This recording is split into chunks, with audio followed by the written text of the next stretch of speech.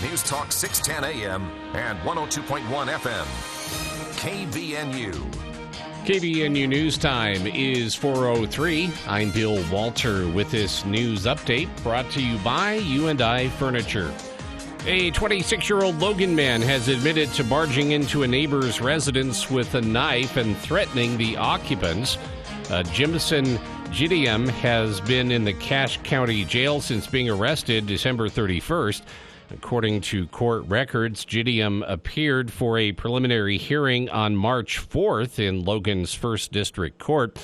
He accepted a plea deal, pleading guilty to attempted aggravated burglary, amended to a second-degree felony, aggravated assault, a third-degree felony, and assault, a Class A misdemeanor. In exchange for Gideon's guilty plea, prosecutors agreed to dismiss 5 remaining charges. Prosecutors report on December 31st, law enforcement was called to the victim's residence after Gideon had banged on the door and forced himself inside. He threatened the occupants with a knife while claiming that he was looking for his wife. Gideon was taken into custody for questioning. He later reportedly admitted to drinking alcohol before the incident. During Monday's court appearance, Judge Spencer Walsh accepted Gideon's plea agreement and ordered a pre-sentence report about the defendant's criminal history to be completed by probation agents. Court records show Gideon has multiple convictions for violating protective orders and driving under the influence. Gideon is being held without bail. He is scheduled to be sentenced April 15th and could face up to 15 years in prison. KBNU News Time is 4:04. KBNU weather tonight, increasing clouds, low temperature overnight in the low 30s, and then rain on Tuesday, mainly between 9 a.m. and noon. Chance of rain Tuesday night, then a chance of rain and snow late Tuesday night into Wednesday morning, and then a chance of snow, 30% on Wednesday. Wednesday's high in the upper 30s. It's been to 55. It's 50 right now at KBNU. Matt Robbins with Quality First Insurance has access to many insurance carriers and will give you options to protect your business.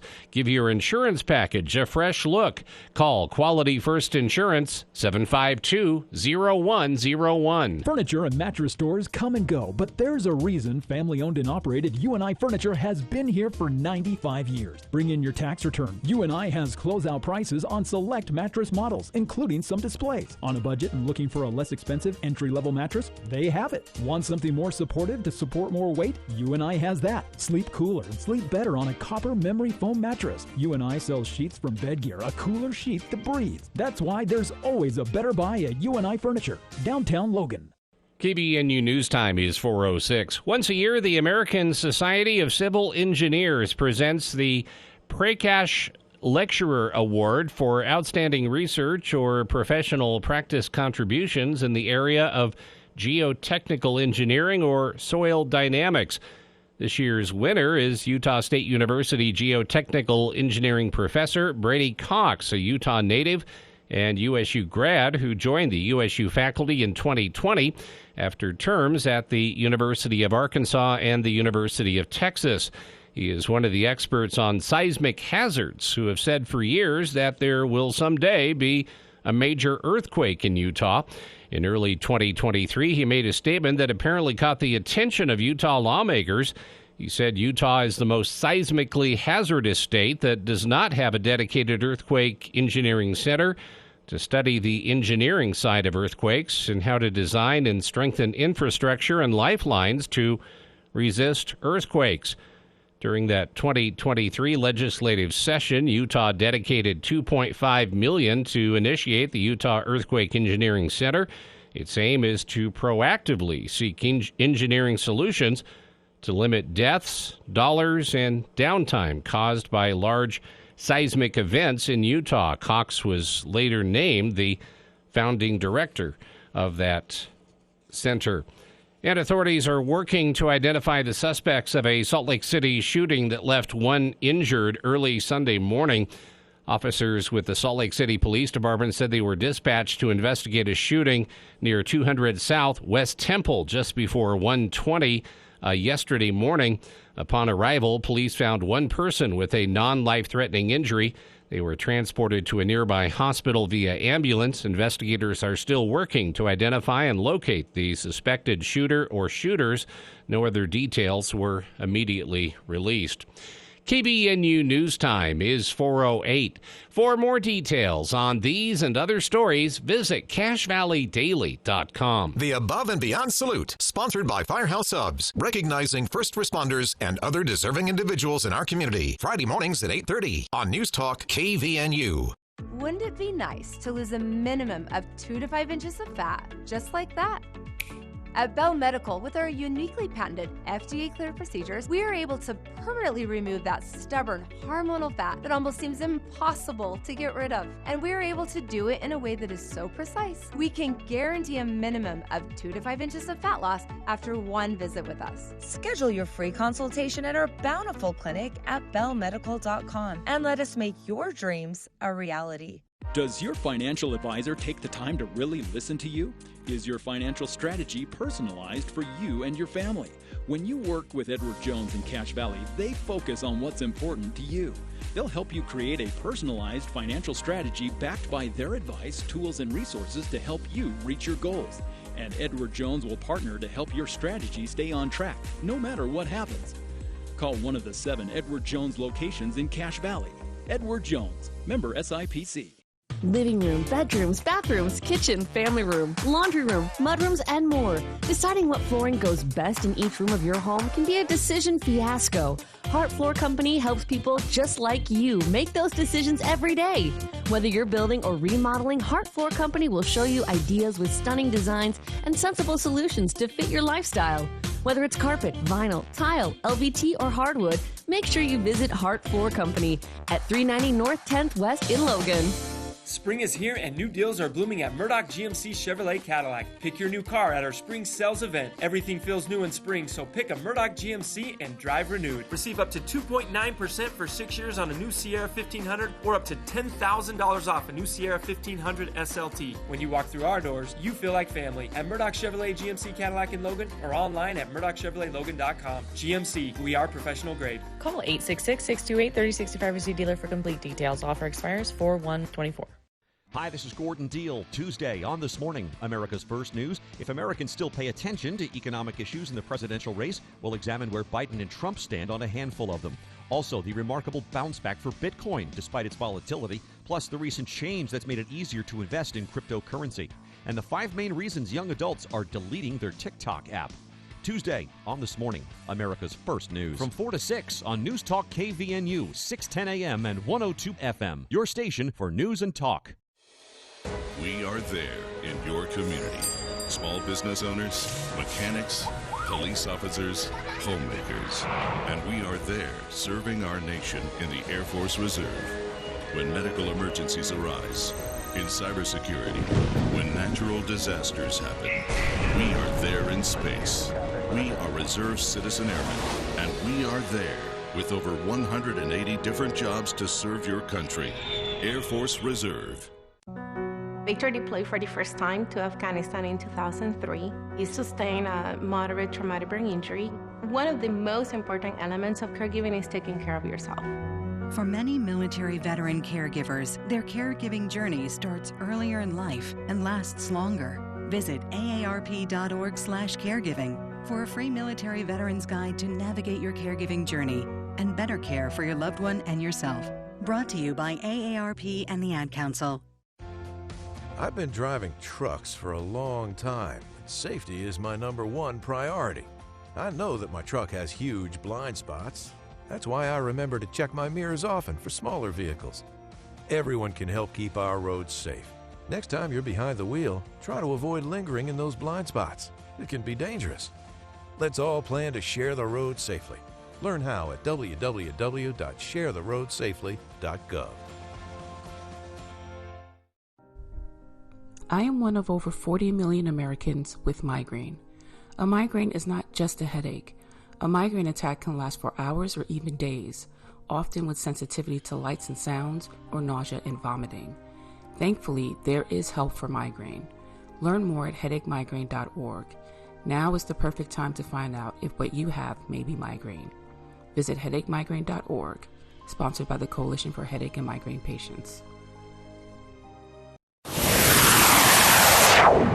For the people. We are waiting with bated breath for news from the Cash Republican Party meeting an executive committee tonight. With Jason Williams. And I'm really excited about this next segment. We have two guests here in studio. We're going to talk about something that we've talked about many times here on the show, but from a bit of a different angle. Weekday afternoons from 4 till 6 on News Talk KVNU, 610 a.m. and 102 FM.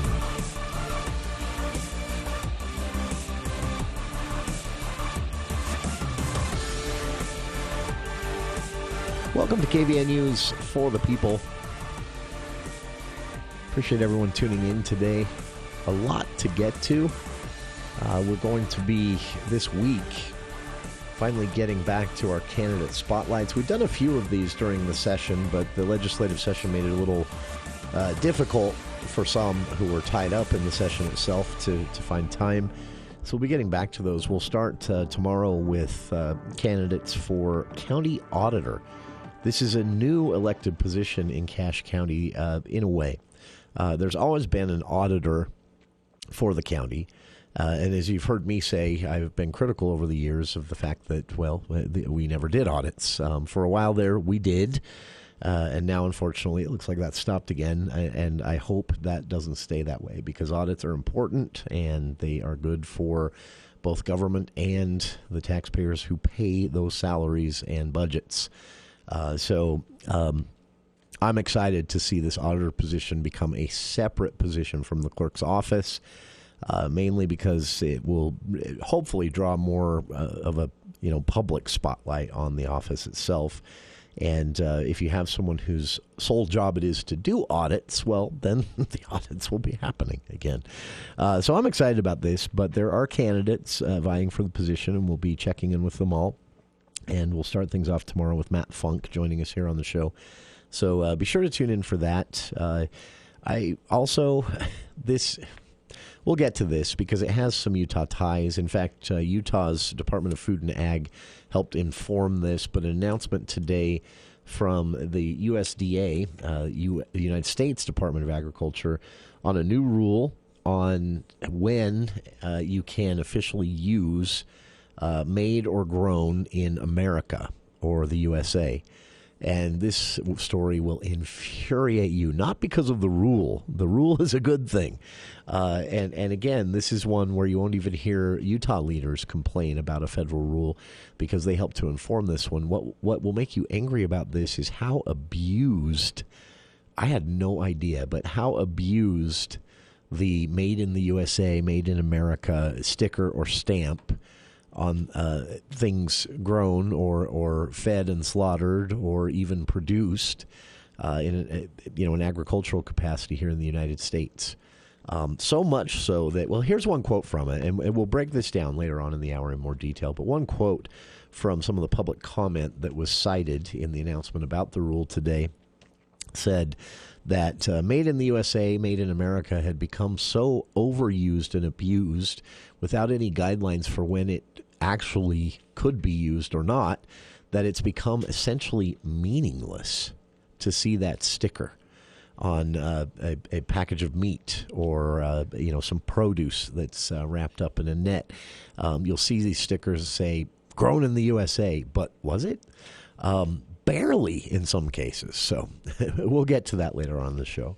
I wanted to start off with this, and I won't read the whole letter because our good friend Jeff tells some very personal stories here, and it's lengthy. And Jeff, I appreciate that. But if you were listening last week, we were talking about the conclusion of the point in time survey, which is it's a fairly unscientific survey, but it's the best probably that you could do in this situation, where volunteers go out usually overnight in January when it's freezing cold, and they find people on the streets at night and talk to them about their situation. And it's a way to gauge at least trends in homelessness throughout Utah. And this is done every year, and it took place this year in January. We were talking about that last week, and Bill had a chance to talk with Jess Lucero, who was a part of organizing the Cache Valley portion of the statewide point-in-time survey. And afterwards, we got a call from our good friend Jeff. Jeff is a longtime listener of the show and frequent caller. And let me first address this, Jeff. Jeff begins his letter apologizing for the sound of his voice. He said, "My voice is quite rough, and it's due to some medical issues, and I have to force my voice out." I just want to say this, Jeff. You actually have a perfect radio voice, so never apologize for your voice. It is perfect for radio. But it's very distinctive. Yes, and it's very distinctive. We always know when it's Jeff. And Jeff is one of my favorite callers because he has a lot of experience, and always he only calls when he's got something. He's always got something interesting to add. And I love that. So, Jeff, you're appreciated, and again, we love your voice, so don't apologize for that ever. But Jeff sent this letter. So when Jeff called last week, he was pointing something out, and to grossly oversimplify his comments, but hopefully accurately get the sense of them. He was basically saying, all these resources you hear about, all these different avenues for help, his own experience, and I've heard this from others too, not just Jeff, but his own experience would lead you to believe that that we're handling this well, and Jeff says we're not. That basically Jeff called and explained that it's very easy for people to slip through the cracks, and even when there is help or resources available for someone experiencing temporary or even chronic homelessness, connecting with those resources is a lot easier said than done. And Jeff detailed some of that in his call. He took the time to write this out a little bit more. And, Jeff, I appreciate that. And just to quickly, he this is one part of it. He said a person can be destitute, penniless, no communication devices, no internet access. Things like chargers and a wall plug to plug them into are not a part of a person's life when they don't have a place to live. Obviously, being homeless, no comfortable living room. And, he said one can find itself without any food in a situation where clothing and footwear are your primary concerns, and so you're not thinking about all the rest of this. And you can also find yourself with nowhere to go. Some find themselves with no friends or family to turn to. They're new to town and they can't turn to their LDS bishop, Jeff says, or even their Catholic church if they're Catholic. And he said that happens more than people realize. I think this is so important to point out because I think we do all feel like, the resources are out there. We have these programs. We have these shelters. We have these warming centers. We're taking care of it. But what Jeff's pointing out is really important in that resources, yes, we do have them, but are people getting connected to them? Are people able to? And let's talk about how. Jeff mentions this is interesting in this day and age. It might seem like such a trivial thing, but this is not. But so many of these resources are going to require the ability to communicate or get in touch with or somehow reach out. But if you say you're dependent on a smartphone, say that's your only means of communication, but you're homeless, you're living in your car. And you don't have a wall plug to plug that charger into, the phone can become a brick pretty quickly, a paperweight. That seems like such a trivial thing, but that's actually what's going to keep many people from getting connected to these resources.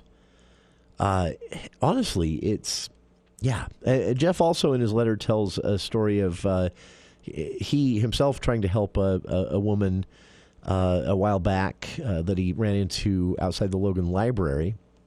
And he said it was a freezing storm on a February night. And he said that he reached out to several people. And he said finally, after many calls around 9 p.m., he found some people that said they can get her a bus ticket to Ogden because there was a shelter there. but there was nothing available for them here in Cache Valley. And now, thankfully, that's changed. But again, are people able to utilize that? Are people able to connect to these resources? Are we, as residents of the Valley, doing a good enough job ourselves on knowing some of these resources? And I would take that even further and say, are we paying enough attention to our friends and neighbors and family members to know if someone's experiencing homelessness? And what do you do? This is kind of a personal question for everybody, and obviously every situation is going to be different. But what do you do when you see someone? I've seen it right here in Cache Valley. Now, obviously, I've seen it more in Ogden or Salt Lake, but I have seen it here in Cache Valley. But what do you do when you see someone in January, knowing it's going to be single digits that night, and you see someone and you know full well that they may not have a place to go to? Do we just walk past? Do we note it and just assume someone else will help?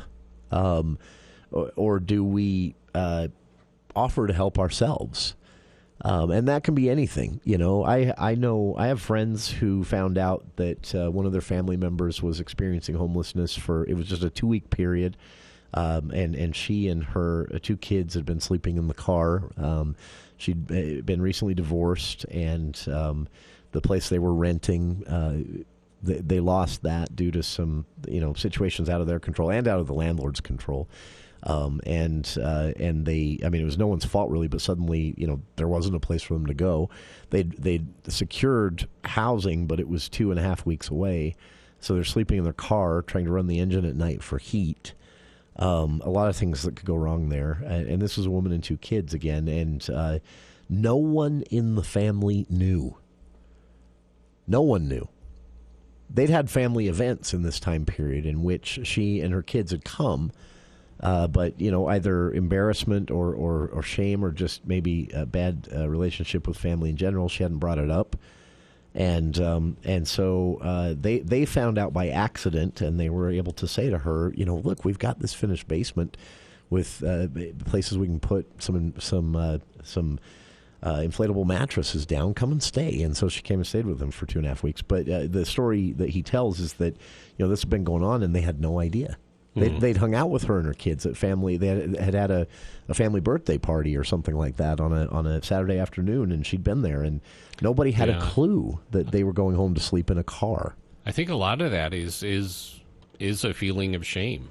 Yeah, that they do not want to admit that. Yeah, that takes a lot, and that's what I like about the message Jeff is conveying here is not just a reminder from Jeff that people can easily slip through the cracks, and we should not all assume that the resources out there are great, and this isn't a knock on the resources, like the William A. Bernard Warming Center, the Cache Food Pantry, all these things. These are great resources, but if a person can't get connected to them, if a person isn't aware of them, if a person is too embarrassed to utilize them, they're good for no one. And so I think it falls on all of us to both kind of change our own attitudes towards homelessness and recognize that homelessness can come in a lot of different forms. And here in Cache Valley, it's mostly coming in the form of families who find themselves, oftentimes at no fault of their own, homeless for a period of time. One story that I've heard, it was 6 months. And I think we could all do a better job of changing our attitudes towards homelessness, but also, when you see something, when you have a concern, when you're, when you believe that you might be looking at or dealing with a case of homelessness, asking ourselves, what do we all do in that situation? Do we turn a blind eye? Do we assume others are picking up that slack and making sure these people are connected to the resources? Or do we reach out ourselves? It's a question we should all start asking.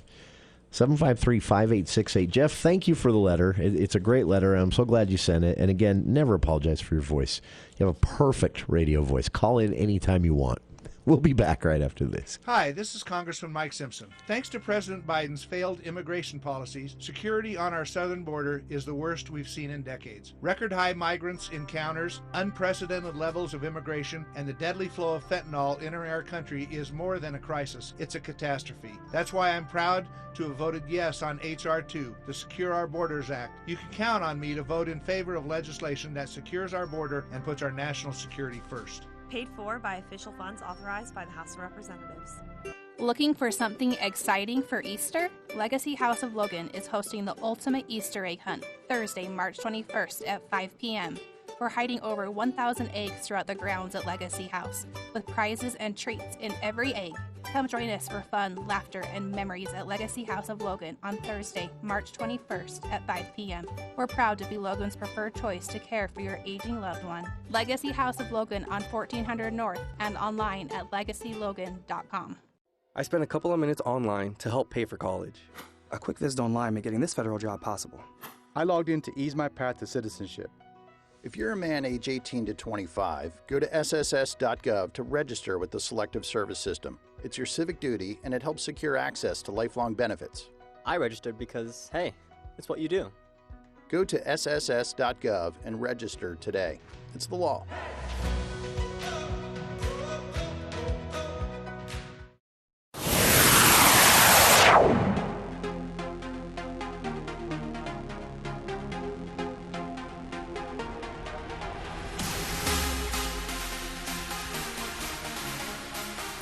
We don't do sports here on For the People very often. We're actually going to later on this week. We're going to be talking a little bit about we should. USU. We should take on those guys. Yeah, next just door. to see. Yeah, they'd run circles around me.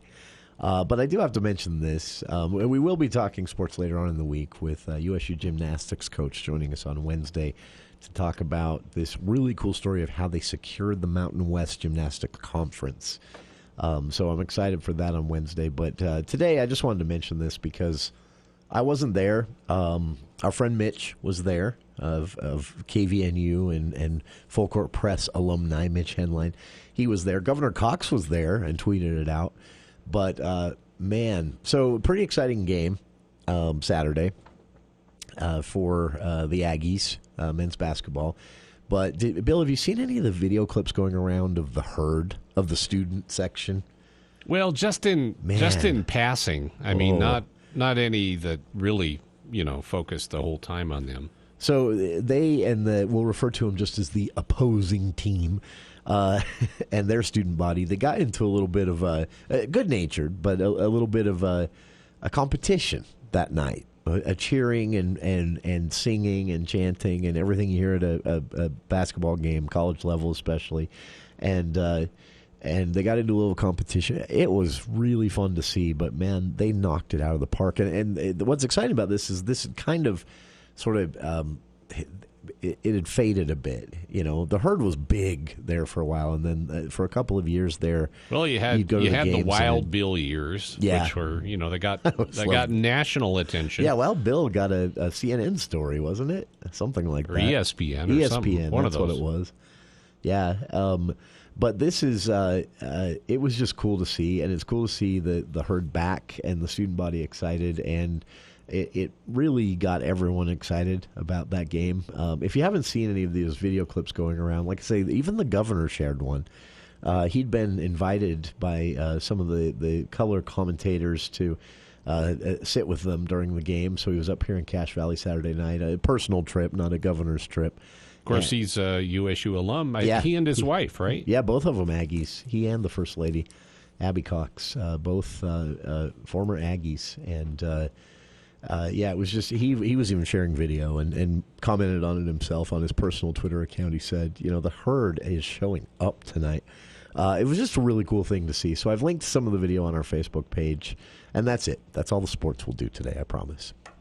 On the other side, Utah was a part of informing this, and that's an interesting story in and of itself. But a big announcement from the USDA today on finalization of what is called a Product of USA label.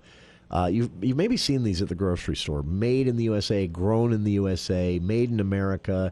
produced in America. I've seen all different versions of this. But according to, and again, Utah helped to inform this because we were one of the states that first raised a red flag, but also collected and submitted some data to show how often the product of the USA label was being abused. And the USDA has responded by finalizing a rule around when you can and can't use a product of USA or made in America on produce, meat, poultry, all of that stuff. But the story of how this came to be will make you so mad. This was being abused like crazy. We'll talk about it after these headlines with KVNU's Bill Walter.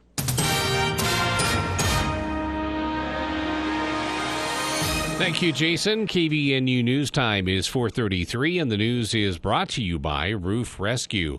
The man accused of fatally shooting University of Utah football player Aaron Lowe has pleaded guilty to murder more than 2 years after police say he killed the cornerback outside a rowdy house party in Salt Lake City. Maywood Buck pleaded guilty today to Lowe's murder and the attempted murder of a woman who was injured in the September 2021 shooting. Police say he fired multiple shots at the two during a heated argument after the football player asked Buck's friends to move their car. He is scheduled to be sentenced on April 29th. He faces a mandatory minimum sentence of 15 years to life in prison. Darius Brown II hit a three-pointer with 5 seconds to go. Ian Martinez scored 22 points, and 22nd-ranked Utah State secured its first outright Mountain West regular season title with an 87-85 win over New Mexico. The game was tied 84-all when Brown hit a three for an 87-84 lead. New Mexico's Jalen House hit a free throw with 2 seconds to go. Great Osobor had 21 points, and Brown finished with 19 for Utah State, which has been a member of the conference since 2013. But things did not go nicely for USU Aggie women's basketball, already playing in the Mountain West tournament. USU Vice President and Director of Athletics Diana Sabo announced on Sunday that head women's basketball coach Kayla Ard had been relieved of her duties after 4 seasons. Ard, the 9th head coach in program history, guided the Aggies to an overall record of 24-90, which included a 10-62 mark in the Mountain West. Sabo said, "We appreciate everything Kayla and her staff have contributed to Utah State. However, it's in the best interest of the program to make a change." SI.com reports after the game, Ard was asked in a press conference how she planned to rebuild next season, but the coach instead informed the assembled media that she had just been told she was fired. KBNU News Time is 4:36. Roof Rescue is your local roofing specialist, dedicated to keeping your home safe and dry no matter the weather. Their team of experienced roofers is here to serve you, providing top-quality service at affordable prices. From minor repairs to complete roof replacements, they've got you covered. Remember, your roof is your first line of defense in protecting your family from the elements. So don't wait until the next storm to discover your roof problems. Call Roof Rescue today at 435-999-4268. They're your trusted local roofing experts, here to keep your home safe and dry. Roof Rescue, celebrating 10 years of providing watertight peace of mind. ABC News, I'm Chuck Sievertson. The Biden-Harris re-election campaign releasing a new ad slamming Donald Trump for threatening to cut Social Security and Medicare. In an interview with CNBC this morning, Mr. Trump said there is a lot you can do in terms of cutting. It was in response to the host asking about government debt. Mr. Biden in Goffstown, New Hampshire today. Last administration added more to the national debt than any presidential term in American history. Debt.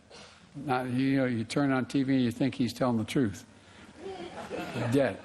Former President Trump asking for a delay in his hush money payment trial to the porn star.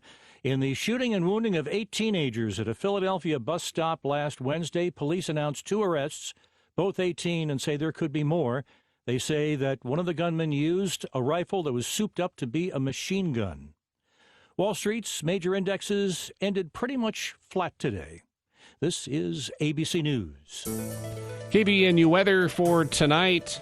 Increasing clouds is the forecast for tonight. Low around 31. And then rain developing tomorrow morning, especially between 9 and noon. High temperature tomorrow in the low 40s. Chance of rain tomorrow night, then a chance of rain and snow late Tuesday night into Wednesday morning.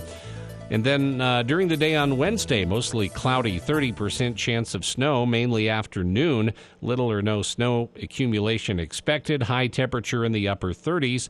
Back to sunny skies on Thursday. It's been to 55. It's 50 right now at KBNU.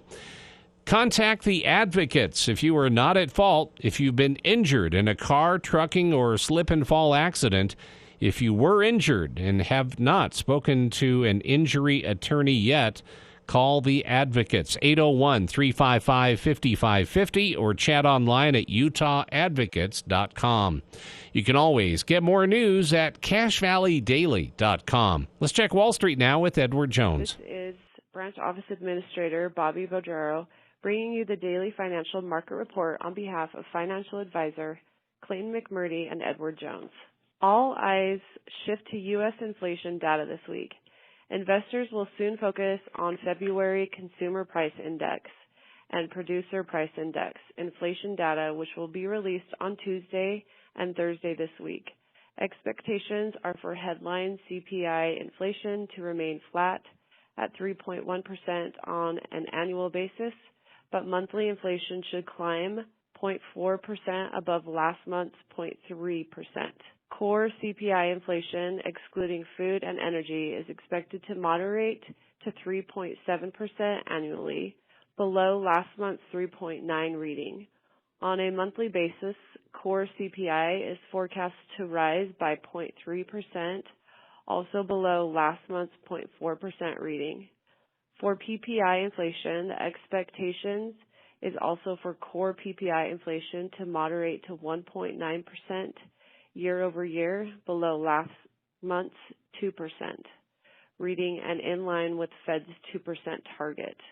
Overall, we believe CPI inflation will continue to moderate, perhaps heading towards 2.5% this year, albeit not in a straight line lower. This will be driven in large part by moderating shelter and rent prices, as well as some downward pressure on wage gains and services inflation. Today, U.S. equities closed lower. The Dow closed up 47 points. The NASDAQ closed down 66 points. The S&P 500 closed down 6 points. And in the bond market, 10-year Treasury yields are trading at 4.1% higher by 0.01 percentage points. This has been today's financial market report, brought to you on behalf of Edward Jones, member SIPC, and financial advisor Clayton McMurdy, serving individual investors with personalized attention and financial advice at 1309 North Main Street, Suite 110 in Logan. If you would like additional information, please contact our branch office at 435-753-0537. Daily commentary is also located on our website at edwardjones.com. I'm Jason Walton, candidate for U.S. Senate. I'm recording from the Tucson sector of our southern border, and nobody's here. Our government should defend our territory, but President Biden, Mitch McConnell, and career politicians are funding war in other countries while the cartels are waging unchecked war here on American soil. I'm standing up to build the wall, end catch and release, and secure the border. Stand with me. I'm Jason Walton, and I approve this message. Paid for by Friends of Jason Walton for Senate.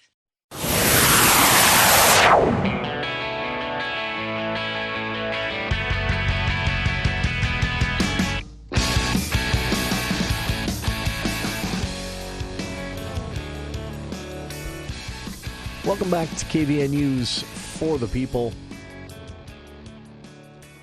This, I don't know why this makes me so angry, but it did. This got me good and flared up today when I read this story. It's good news in the end, and Utah played a key role in this, but an announcement today from the USDA, U.S. Department of Agriculture, Secretary Tom Vilsack announced that USDA had finalized a rule to align with. Now, this is a voluntary thing. The product of USA or Made in America label that you've maybe seen at your grocery store usually on meat or produce, or just letting you know that it was grown and produced and processed, even slaughtered here in the USA if it's meat.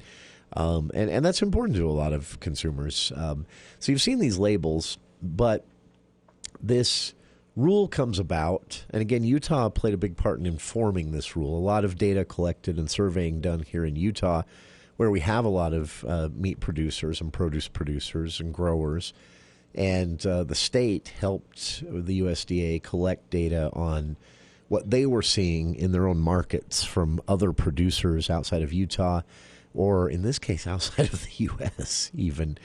So the finalized rule is, Vilsack referred to it as an alignment of a voluntary program for, no one's forced to do this or forced not to do this, but growers, meat producers can put a Product of USA label on their product as it hits grocery stores, and it's a way to both market their product, of course, as entirely produced within the USA, but also a lot of consumers look for this kind of thing.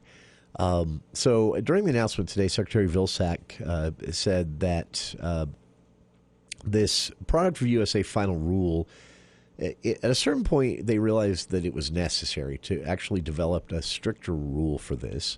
And here's where it started to flare me up a little bit. So basically, this Product of USA or Made in the USA label that you'll see at your grocery stores until today was absolutely meaningless. It was so abused.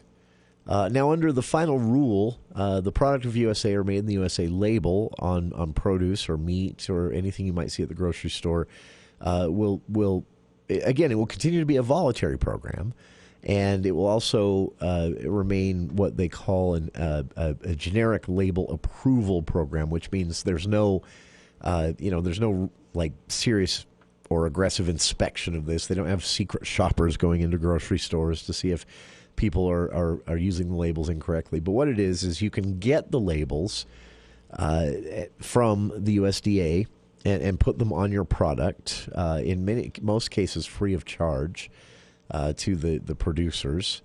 And it's a way to say to consumers, this was all done in the United States of America. The rule became necessary because, here are some of the anecdotes. Now, they did 2 years of nationwide consumer surveying on this. They had states like Utah. I think Idaho was a big part of it. I know several states in the Midwest were also a part of it that collected and submitted data to the USDA to help inform the rule. And from what I understand from folks I've spoken with at Utah's Department of Agriculture and Food, when this first came up a year ago, I was told that most of the data they submitted was data that growers and meat producers here in Utah had noticed some of their competitors overseas doing. And they knew, because they're in this industry, they knew that this meat, or in one of the stories it was eggs, another one was poultry. They knew it was being grown outside of the U.S., but so here's how they were cheating it. And because there was no official rule on this, they could slap the Made in the USA sticker on it and send it out to grocery stores, and that's exactly what they're doing. But this is how abused it was. Poultry, we'll go with that one. So one of the examples used by Vilsack today is a poultry producer, not in the United States. They would feed and slaughter the chickens, process them, everything that's involved with processing it, package it, and then they would ship it to a cold storage warehouse in the United States and let it sit for a period of time. And then it would be distributed from that massive cold storage facility that they would lease or sometimes own themselves. Then it would be shipped from there to other distributors who would distribute it to the grocery store. And that's the point where they would slap the Made in the USA sticker on it. The smaller distributors that would actually take it to the grocery store, they had no way to know that the sticker shouldn't be on this poultry because it was being sent to them from a cold storage facility inside the United States. And, they're busy people, and it's not their job to check into this. So basically you had overseas poultry, egg, beef producers, one from Canada even, that they would just do everything outside the United States, everything, up to the packaging in some cases. Then they would just ship it here, sit on it for 48 hours, and then distribute it to other distributors from a distribution center within the United States, which, people raise no red flags. Obviously, if someone sends you a shipment of poultry to go in your grocery store and it's coming from Canada and it has Made in the USA label on it, even a new hire clerk at the grocery store might say, and raise some questions. So to avoid that, now that's one of the less egregious examples of how this was being abused. There were some outright, clever, I admit, intentional scams going on with this as well, in which there was a warehouse, a cold storage warehouse it was in Alabama. And what they were doing is they were getting the product of the USA labels for one customer that didn't want them because it's a voluntary program. And they were never telling that customer that they'd gotten these labels in their name. And then they were giving them to another customer that was not in the United States, but was sending them stuff to store and then distribute. And that customer was willing to pay a bit extra to have the warehouse, the cold storage warehouse, actually slap these Made in the USA labels on them before distributing them to other distributors and in some cases direct to the grocery stores. So you had a credible, based in the United States distributor and cold storage facility that everyone could check on to see their address and location was in the United States. But they were requesting labels for one client that didn't want labels and hadn't requested labels, but they were requesting the product of the USA labels in their name and then giving them to another client who wasn't in the United States who was willing to pay them extra to slap those labels on before they were sent out.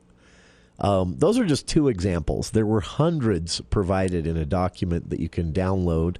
But basically, again, what it showed, all of this surveying and data collection and basically information that had come from growers and producers, including some here in Utah, showing the abuse of the Made in the USA, product of USA labels. Those are the two stories I highlighted. There were hundreds in this document.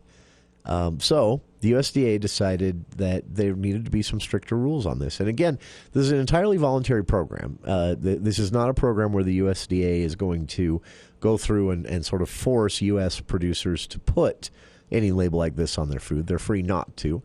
But for those that do choose to, and for consumers, most importantly for consumers, this new rule, Vilsack said, will help people know that if you see that product of the USA or Made in the USA label on something at the grocery store, it actually was. Now, the rule itself is not that complicated. You can read it if you'd like on a link I've posted on our Facebook page. But it basically, to actually be able to use this product of the USA, Made in the USA label, you have to, it has to be start to finish in the United States. Now, that doesn't mean you can't get, so for example, if someone is raising cattle for beef here in the United States, but they buy corn or something like that from Mexico because they buy from wherever the prices are the cheapest when they can get it, that doesn't mean that it's no longer, you fed them corn from Mexico, no longer Made in the USA, sorry. That doesn't count. But it has to be the product itself, whatever hits the grocery store shelf, whether it's produce, processed meat, packaged meat, anything like that, cereals and grains grown that are sold directly for various reasons to other producers or people who make other things. In order to put that product of the USA or Made in the USA label, from start to finish, the growth, the processing, the slaughtering, whatever it is and whatever it involves, the picking, the storing, all of that has to be in the United States. Now, this is interesting, and imagine being on some of these committees that have to decide this stuff. They had a full 2-day debate about the rules flexibility on storage, carving out an exception because you do have some producers and growers that are maybe pretty close to a border. And so maybe they, the one example given was, this was a hypothetical, but what if you had a beef producer close to a border who then stored their processed product, the processed meat, packaged meat, at a facility over the border, but then brought it back into the U.S. for distribution? And then they had a big discussion about, well, does that ever happen? Can it happen? And the answer was no. Actually, there are rules against that as well. And those rules, you can do it, but the effort you'd have to put into it would basically mean no producers doing that. So they ruled that out. It's honestly, I'm glad these people are there doing this extremely boring stuff, because this made me mad. It's for a lot of people, the knowing that it was, and for a lot of reasons, we should point that out too. Some people do this as it's almost a patriotic thing. Others, it's because of concerns. I know some folks who look for product of USA or made in the USA labels because it's a safety concern. They believe, for better or worse, I don't know what the data says about this, but they believe that they're more likely to get good food or greatly reduced odds of something that maybe has been contaminated or made you sick if it's grown and produced here in the U.S. I know folks, and this is one that crosses my mind too, that made in the USA, grown in the USA means that product probably had a smaller carbon footprint, that it was something that didn't contribute as much, at least, to our warming planet. So there are a lot of reasons people look for these labels, and I would guess the primary one is a lot of consumers like the fact that they're contributing to a job, someone making money here in the U.S. as opposed to a big conglomerate overseas. And now, thanks to this rule, the Made in the USA product of the USA label on food will actually matter. But man, did it not before. Check it out. Again, I've just highlighted two of the top stories that caught my eye from this lengthy document published along with this announcement today. And again, Utah was a big part of informing this. Some Utah producers actually submitted evidence to the USDA when this rule was being written out and debated that proved that some of their competitors were abusing the Made in the USA product of the USA labels in their own product distributed to local grocery stores. So Utah growers and producers played a part in this new rule that says in order for it to say product of the USA, it actually has to be a product of the USA. Check it out. Links on our Facebook page, and we'll be back right after this. Meet me downtown. Meet me in downtown Logan. Hi, this is Natalia, General Manager of The Owl, located at 36 West Center Street in historic downtown Logan. I invite you to join us for dining, entertainment, shopping in downtown Logan all week long to celebrate St. Patrick's Day. And remember, wherever you go, whatever you do, may the luck of the Irish be with you. Happy St. Patrick's Day, everyone. Meet me downtown. Meet me in downtown Logan. Unlock your media career at this year's Broadcasters Job Fair. Join us on Wednesday, March 13th at the University of Utah Student Union Ballroom from 9 a.m. to noon. Learn about broadcasting opportunities in radio and TV by pre-registering at utahbroadcasters.com. Companies from around the state will be there to discuss job and internship positions, so don't miss this opportunity to kickstart your career in the exciting world of TV and radio broadcasting. It's Wednesday, March 13th. Utah Broadcasters Job Fair brought to you in part by the Cache Valley Media Group. I'm Larry Gelwicks, the getaway guru for Morris Columbus Travel and Celebrity Cruises, with the biggest cruise promotion of the year, with huge discounts off your cruise fare and free amenities. Sail the 7 seas in luxury with Celebrity Cruises and Morris Columbus Travel. And for the best travel deals on the planet, give us a call at Morris Columbus Travel. Come on and get away. Morris Columbus.